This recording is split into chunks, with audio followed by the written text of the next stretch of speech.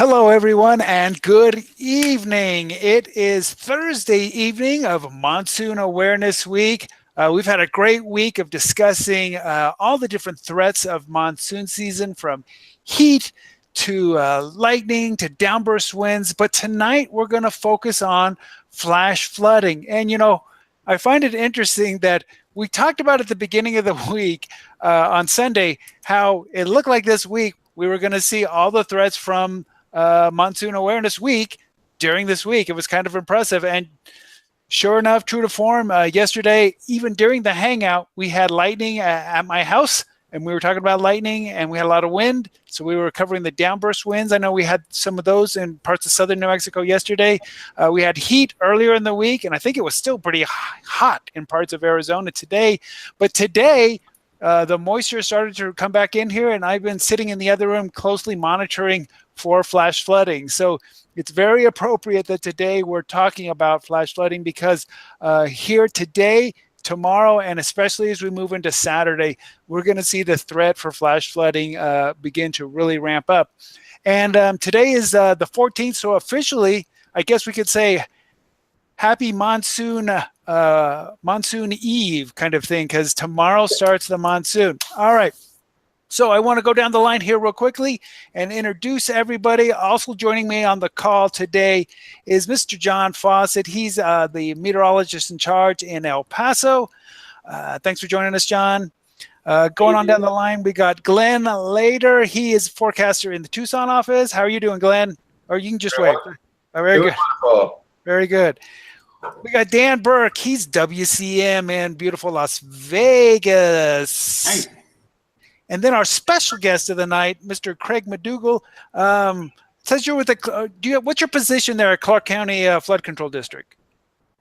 I'm the senior hydrologist for the district. I've been with the Clark County Regional Flood Control District for 11 years.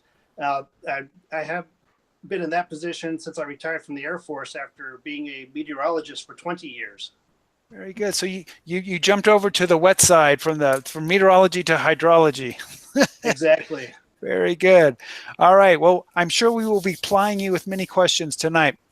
Okay. As we move on down the line, we've got Miss Bianca there in the Phoenix. She's a forecaster there in the Phoenix office. How are you doing tonight, Miss Bianca? I'm doing great. Thank you. Very good. And last but never least, Mr. Alex Tardy there at the San Diego office. How are you doing tonight, Alex? Doing good. Very good. All right.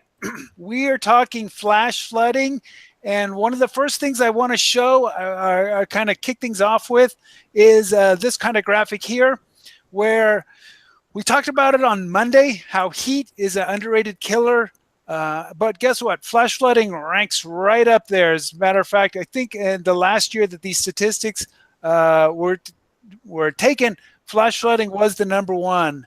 As far as the single year, last year we had more deaths because of flash flooding than any other weather hazard, even more than heat, but just barely. But on the 30-year average, it's heat that has the most. But for sure, flash flooding is definitely something that we need to take definite seriousness of. And we're going to go over some safety tips tonight. We're going to talk about why it is such a serious concern, especially here in the Southwest. But I'll just jump straight to Mr. John Fawcett and tell, in your opinion, here in the West, why is it a little more concerned, or is flash flooding here in the West different than, let's say, east of here? Well, it takes less rainfall to cause flash flooding here because of our terrain, because of our soil. Doesn't seem to soak it in as readily as, further east of into the plains in the south and that part of the country.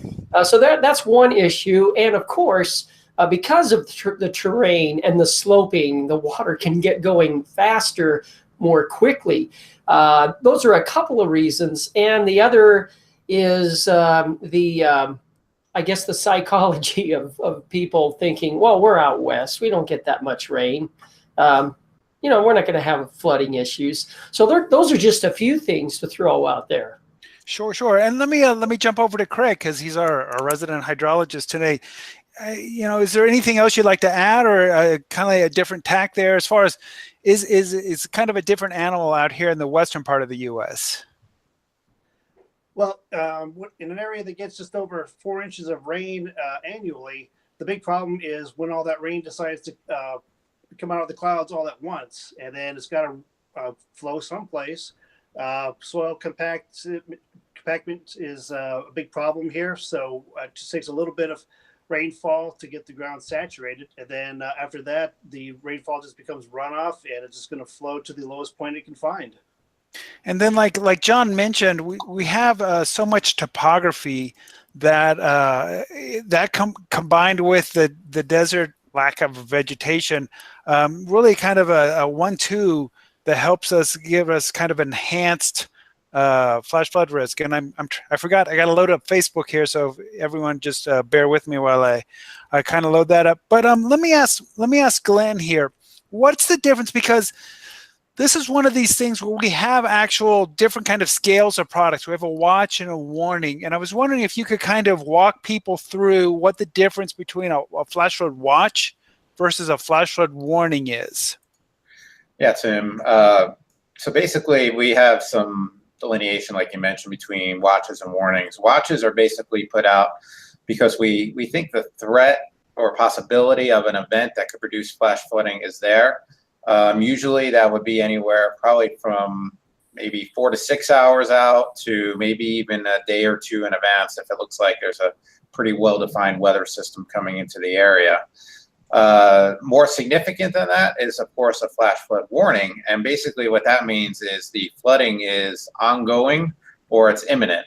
And that's really life and property is in danger at that point. So that's why the flash flood warnings are issued. And one really neat thing about flash flood warnings is they go over the wireless emergency alert system on cell phones.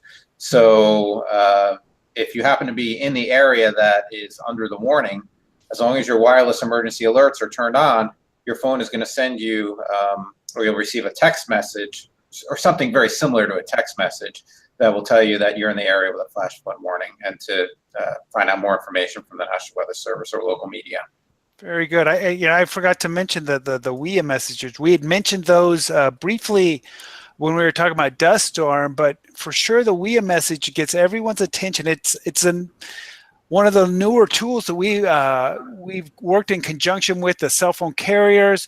That when we issue that flash flood warning, it only covers like flash flood warning, tornado warning, dust storm warning, and a couple other like volcano eruption warnings and tsunami warnings, but it doesn't cover severe thunderstorm warnings.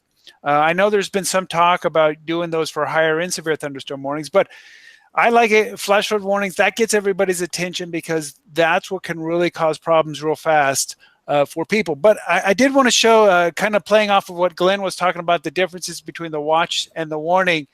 Here's kind of a way to visualize the difference between a watch and a warning, is that you got a cupcake watch is when you got all the ingredients are there, but it's not a warning until it's actually there in front of you. So that's kind of the difference there. Like Glenn was saying, when you have all the ingredients in place, like we'll actually have either in Friday or into Saturday. I know several of the offices, including ours, Tucson, maybe even Flagstaff, maybe Phoenix, maybe Albuquerque, are right on the edge of whether we're going to need to issue a flash flood watch with all of this moisture coming up from the tropical storm, or what's left of tropical storm Bud. And I'm going to show real quick the current track for Bud, just so that we're all up to speed on that, because it looks like he's right on the tip of the Baja right now.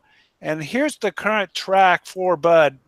And as you can see, by Saturday noon, just south of kind of the Arizona, New Mexico state line, and don't really focus on where the actual center of that D is, because there's going to be a lot of associated tropical moisture coming up to give us a lot of problems, especially in eastern Arizona. And it looks like it's focused eastern Arizona on into western New Mexico. And I know that we have several burn scars in those areas. I wish Albuquerque was on the call tonight. But Speaking of burn scars, I was wondering. Oh, Alex went away. I was going to ask him a question there real quick. Alex, you guys you've had problems in the past with you get a burn, you get a fire in the hills, and then you get a lot of rain on top of that come winter time, and that leads to a lot of flash flooding off of these burn scars, right? Yeah, that's right, Tim. We get kind of both of them. So we get the classic monsoon flooding where it's a dry wash and all of a sudden you get 2 inches of rain and it's raging down, sometimes even into a city. Like last year in Palm Springs, they had an event that was pretty amazing where people were actually screaming because it looked like the water was going to basically just take their house away. Oh, wow. But what you're talking about is the debris flow, and we have fires all the time, it seems, more so lately. And then either in the summer, when we get a monsoon thunderstorm, heavy rain, torrential downpour, it's all about the rates. And then if it's winter time, it's also about the rates. Sometimes it seems like it's about the amount of rain or how long it rains. It's been raining for a week. The hillside's going to come down. But what we've seen with most of these fire scars, whether it's winter or summer, it's just the rate. The same thing happened with the Thomas Fire up in LA area. And we see it here too. And when the rain comes down basically more than a half-inch per hour, these debris flows form on these fresh scars or fire scars that we call them. And it can be devastating. Some of them are nuisance, some of them are life-threatening, and it's a pretty scary situation. So whenever we have wildfires, that's probably one of our number one concern once the fire's out is when and how much rain is going to fall in that area. And it's we have an active burn scar right now, and what happens in these burn scars, so people understand, is that the fire, if it's a hot fire, it burns out all the understory, it gets rid of all the lower vegetation, and a lot of the resins in the ground, the heat kind of heats it up, and then it just kind of glues it closed. I tell people when I have to talk to them about these burn scars, is essentially you built a Walmart parking lot above, in this canyon where there was this fire, and it is nearly 100% runoff right after the fire happens. I know that there are several fires in the West that have just happened. We had one up by Mescalero, between Mescalero and Ruidoso, called the Soldier Canyon Fire. And I mean, I was literally out here 30 minutes ago watching thunderstorms pop up all around this burn scar, and I'm on the phone with the tribe up there as far as is it falling? The radar was saying it was just off to one side of the burn scar, but everyone's very concerned because it's like Alex was saying, it all comes out when you get that rain on that burn scar. The runoff is a lot. It's filled with debris, and it comes out a lot faster than it would if it was just regular vegetation, because it's not able to sink in, and then there's no vegetation to hold it back. So and usually it takes at least 2, if not 3 years, to kind of Mother Nature to kind of break up that soil and get some vegetation growing up through it. So now, I mentioned a Walmart parking lot. I was wondering if Craig, if you could talk about some of the challenges that you have with these heavy rains that we get in our bigger cities. So places like Las Vegas or Phoenix or El Paso, where we get a lot of rain real quickly over these urban watersheds. Right. If I could just tag on to your earlier comments about the runoff after the fire in our burn scar. We had a significant burn event several years ago called the Carpenter 1 fire. And prior to that fire, the downstream basin is a huge basin called Kyle Canyon, and it's a mile in length, and it has a capacity to hold 45 feet of water depth.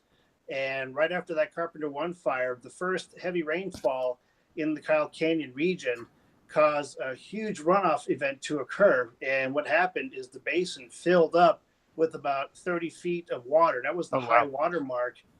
However, only about half of that capacity was actually water. The rest of it was ash. And that poses another challenge, because shortly after that first rain event, we had another rain event on top of that. And the basin was already full with 15 feet of ash.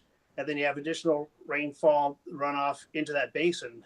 Fortunately, that second event wasn't as strong as the first, but it was a cascading effect, so that towards the fall, after the monsoon season, the Public Works Department had a field day cleaning that basin. It took them a couple of months with several hundred thousands of truckloads of debris that they had to scour out of that basin to clear it for future flood events. But rainfall in an urban environment is definitely a challenge, because when it rains, the first runoff course for the rainfall is going to be the streets. The general public doesn't realize that our main arteries in the streets also double as flood control channels for initial runoff.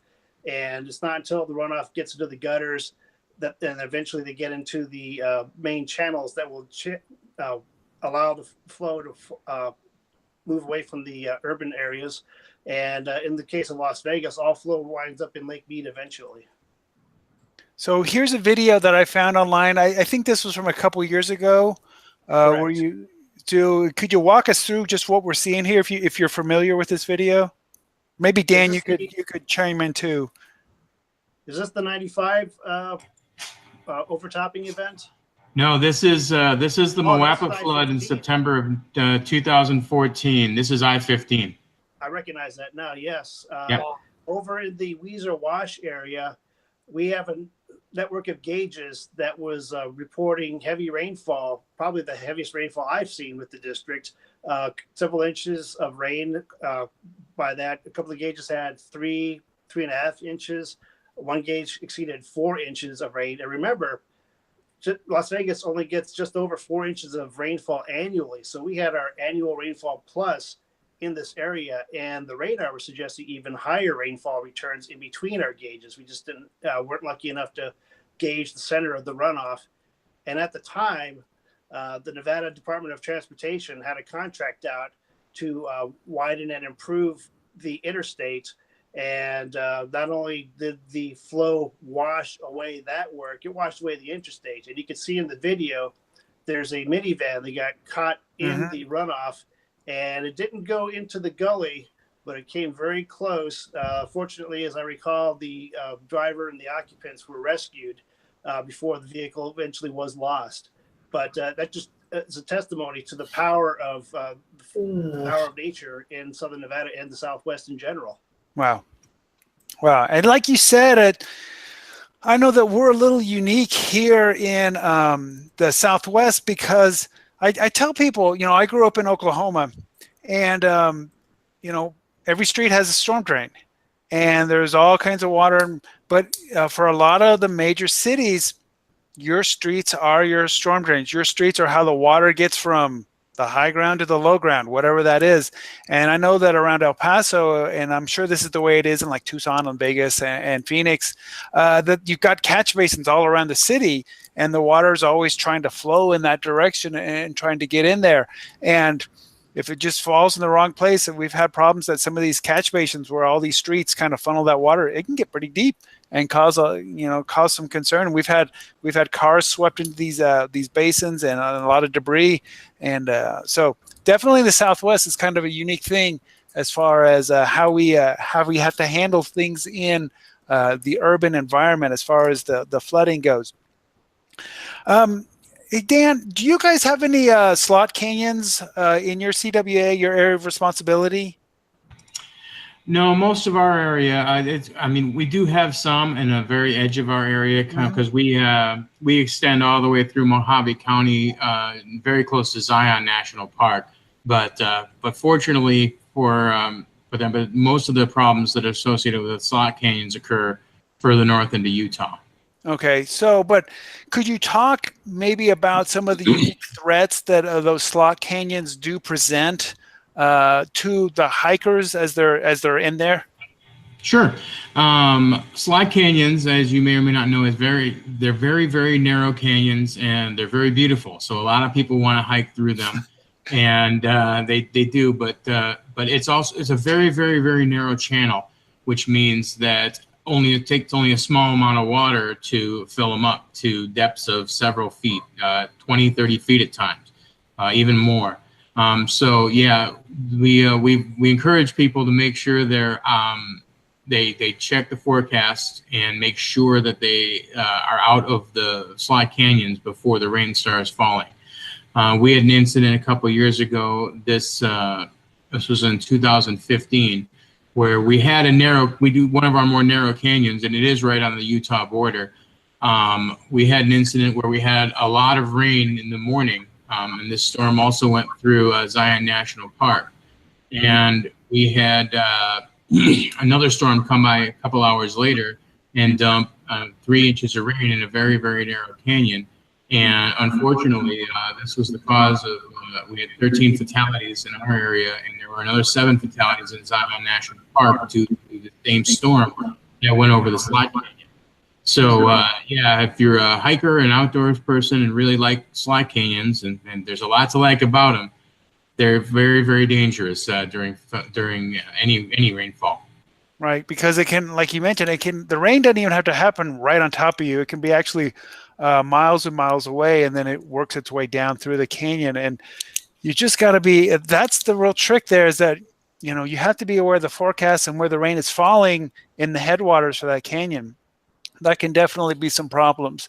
I'm going to show another screen here. It's going to be talking about some of the safety concerns. But I'd like Ms. Bianca, if you could walk us through some of the issues related to cars and driving across the road, as far as how much water it takes to sweep a car off the road and things like that. And I've got that kind of the numbers here on the screen. So if you can kind of walk us through it, that would be great. Kind of talk us through here. Oh, I can't hear you. You're still muted. Oh, I thought I unmuted it. There Sorry you go. about that. So I would say every single monsoon season, we run into the problem where not everyone, but a lot of people are getting rescued from their cars, either being stuck in the water because they tried to cross a wash that was just way too high, or their car is actually flowing down what looks like rapids. And people are always so shocked by it, but it really only takes 12 inches or a foot of water to sweep away a car. Mm-hmm. So that's why we're always telling everyone, if you encounter a flooded roadway, don't even try to cross it. You have no idea how deep it is, especially at night. And you have also no idea what's in the water. I know out east, I'm from Florida, so we dealt with a lot more weird creatures that could be in flooded water than here, but still, that's definitely something to worry about, especially with like electric poles. Usually those are all knocked down during strong thunderstorms from the winds, so that could even be in the water. So it's just not a good idea to cross any type of flooded roadway. And here I have some of the safety tips related to we were just talking about, because I want everyone to be aware that, don't cross a flooded roadway, like Bianca said. Be patient. We have the saying, turn around, don't drown, which is great words of advice. And what I have to encourage the kids sometimes is, stay away from flooded water, or, these creeks or these arroyos. We had a case where we had those catch basins, like I was mentioning, and there was water flowing in, and there were some kids playing next to one of these catch basins, and one of the kids slipped in. And unfortunately, I don't remember the outcome, but it's just not a place you want to be, because either the water's moving, or you never know when it's going to erode away the bank or anything like that. That's going to cause you to slip into that water. And then, like we've mentioned a couple times, there's all kinds of debris and stuff in this water. I got a question here on Facebook, and maybe anybody can chime in, because it says, does the monsoon season affect our winter weather? And basically, the way I see it is, it's a summertime kind of thing, because it's that seasonal shift in the winds that kind of brings us that monsoon moisture. Does that sound right, everybody? Yeah. Sure, yeah. Okay, very good. So we've got our saying, turn around, don't drown, which I think goes a long way in helping people. One of the sayings that I like to say to people is you're better wet than dead. There's been studies that have said that some people, or that people in general, if they're in their car and the rain is coming down, and they see the threat, they actually sit there and go, well, I don't know if I want to get out, because I'll get wet. You know, I don't want to get wet. I don't want to get cold. So they've developed this saying, it's better wet than dead. And one of the things that we tell people is either don't drive across a flooded roadway, but if you find yourself in the middle of something, move to higher ground. Get out, get wet, and move to higher ground as soon as you can, because that's, you know, cars, like we said, like Bianca mentioned, the cars are very easily washed off the roads. And I think we've all seen examples of those cars just being washed off the road. So I want to go back to Craig now. Craig, do you have anything else, any other kind of concerns that you as a hydrologist, because we look at this from a meteorological point of view, how do you as a hydrologist view things as far as these flash floods go?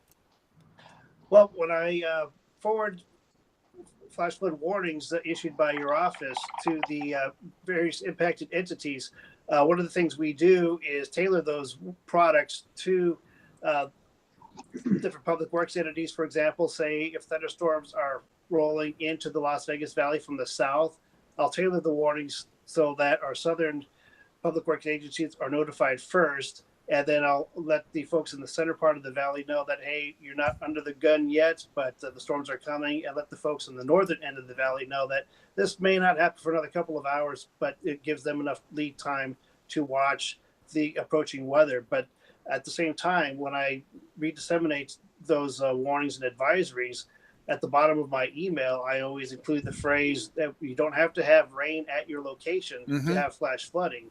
And that was certainly the case in the 70s when we've had heavy rains occur in the far western part of the valley. The tourists along the strip didn't think anything of it, only to find out later on that the cars were submerged when that flash flood wall of water came down into the parking lot. So it's just a general awareness of what's going on, not just at your current location, but in your general area. And I think one of the things that's changed since the 70s, though, we could say, is the WE alerts. And because I might not be aware that it rained 2 inches in the foothills, but if I'm in that polygon for that flash flood warning, my phone should make a noise, and I should at least be looking around then for further information, kind of thing. Exactly. And one of the things we're proud of in the district since our inception, one of the challenges has been to divert flow from some of these natural washes or improve natural washes to take the flow away from busy streets, busy portions of the strip, and divert the flow so people aren't impacted as much. We still have a long way to go. We still have a 30-year plan that we're working on to add more detention basins and channels, but we've made a lot of progress over the years. We're proud of the ability to divert water away from houses and reduce flooding overall. And, you know, I wish we had more time to talk about that, because El Paso's been going, we had a big flood back here in 2006. And John, can you kind of describe that real quickly? And then I want to talk about, like Craig was talking about, some of the changes that they've made here in town. Well, and you remember that well, Tim, because you were in front of the TV cameras here at the office. That's where there was about 8 or even more inches of rain on the Franklin Mountains that flooded both sides of El Paso, but especially the west side. It was amazing. Even the river, the Rio Grande River, rarely floods, but there was even a little bit of a river flood there.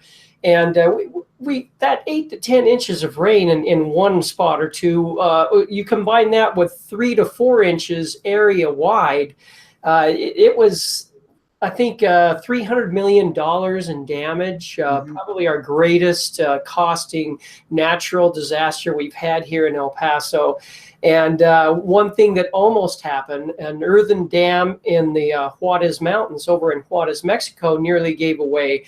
And that would have really, really been disastrous for downtown El Paso. So, and I think this was about a day after Tucson had a pretty big flash flood. So that 2 or 3 day period was tragic in the midst of our wettest monsoon in El Paso's record. It was, I remember it. It was very impressive, day after day of rain, like you said. But I know for the city of El Paso, we had lots of flooding, and then they started making their changes. But like Craig said, it's not like you can move buildings and divert water on a turn of a dime. It takes years and years. And I know that El Paso, and it sounds like Vegas is doing the same thing. And I imagine other major cities are trying to figure out how to divert that water, because it's been my experience is that water is pretty clever, and it knows which way it wants to go. And man can try to change it as much as it wants, but unless you do it just right, it tends to want to go back to the way that it was, and that's what causes people problems. We get water into. It seems like John mentioned. It seemed like on that first week of August back in 2006, every day there was a different kind of what's going to happen now. Where's the water going to show up next? And it was amazing how the water and the force of water that we've talked about, how it can wash cars off the road and get into buildings and things. In 2006 I saw water popping up in places I'd never seen it before. So especially in like an urban watershed, you put a bunch of rain down and then water starts showing up in weird and different places. Well, again, just like last night, 30 minutes have already run by, and I appreciate everyone taking their time. Real quickly, I'm going to run down the line and say, see if anyone, give me your 30-second elevators pitch for what we need to do. Oh, before I do that, I want to show that the tweet that I sent out right before that I came in. We were talking about burn scars. It may be a little hard to tell, but this was a tweet I sent out talking about burn scars, and that little pink kind of circle almost looks like a heart there. There in the middle of the screen is what we're calling our Soldier Canyon fire.